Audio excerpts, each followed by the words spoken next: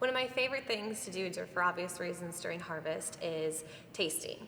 We start with tasting vineyard samples, where a vineyard sampler goes out and through the ATV, through the vineyards, and samples the grapes. We bring them back here and process them on a much smaller scale, and that's truly how we make our picking decisions, is based on that vineyard sample.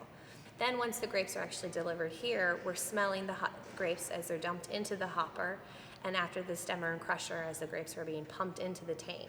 We'll also come into the top of the tank and smell it as it's being filled, because that's when all the aromas just start coming up to the top. Then after inoculation, when we start getting fermentation going, we taste regularly, sometimes once or twice a day, to be sure that the fermentations are really healthy, we're getting the right temperatures we need, and that the wines are really evolving the way we want them to. So during active fermentation, the cellar crew pumps the tank over, and at that point they take a tank sample for us so we can actually taste the wine, because otherwise it's difficult to get the red wine out since it's on its skins. At this point, we feel the cap. We want to be sure that it has a nice warm fermentation. We're tasting the juice or wine, finished wine at that point, to be sure that it's really nice and fruity. It's fun when you go through certain blocks and you remember that a certain Merlot or Cabernet had a really nice black fruit, and you can actually taste that and see that evolve throughout the fermentation and throughout aging as well. In terms of the heat on the cap, I'm concerned about if it starts to get cool and there's a lot of sugar left in the fermentation, it hasn't finished, then we need to worry about getting that fermentation hot again.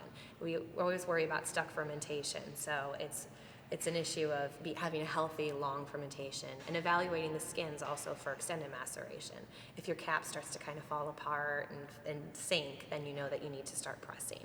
So it really also helps taking notes on a daily basis for pressing decisions as well. So during active fermentation, you can really taste it's really much more of a fruity character. It's not like your finished wines where it's really nicely balanced. It's a lot of fruit and kind of in your face. But you can kind of get the really subtle nuances of the dark fruit. Tasting the tanks on a daily basis is an extremely important part of the quality control of a young wine.